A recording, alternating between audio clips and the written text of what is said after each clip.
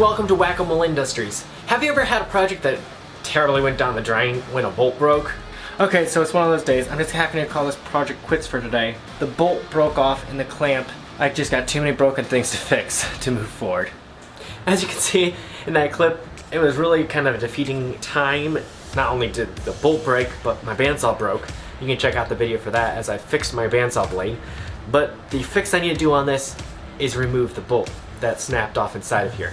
Now I'm actually going to have to reenact this process, as in this bolt, I successfully have removed it. I actually put it back in for the demo of this video. I actually learned this trick from my grandfather, so shout out to him on that. So the first step is actually to center drill the broken bolt that is stuck in the base of this inside the thread. While you see a large drill bit here, I'll actually be using a smaller drill bit to drill through the center of the bolt.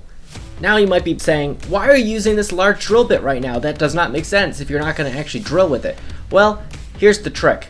I'm actually using a drill bit that matches the OD of the bolt, so that it will align better with the, well, I should say the ID of the threaded section. Now, it's slightly smaller so I don't actually damage the threads, but it's enough that I can align it accurately with the center and put a little dimple for the small drill bit, so that the small drill bit will be aligned properly to bore through the bolt.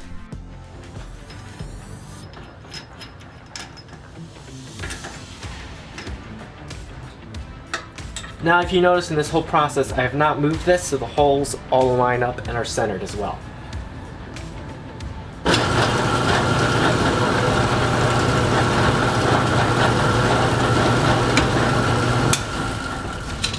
Now the center is drilled through the bolt, or through the broken bolt.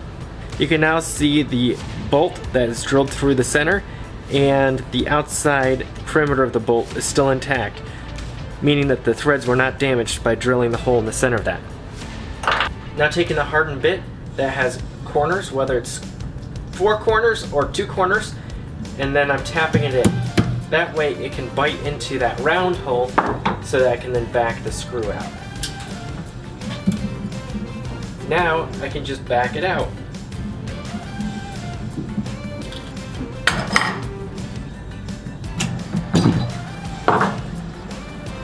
Now I'm just gotta get this thread off that. Surprisingly, this is a relatively easy way to remove a broken bolt without an easy out. Most of us probably have hardened driver bits laying around for driving screws. A small flathead works great because it will bite into the round shape of your bore through the center of the bolt.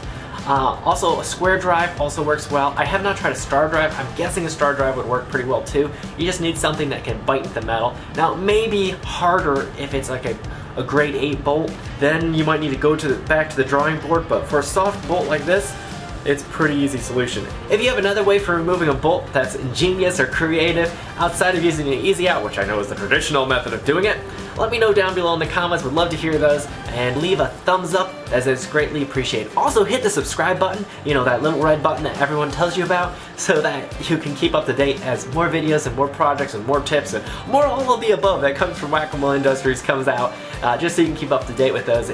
Well, this concludes the video, and I look forward to seeing you in future videos. Bye!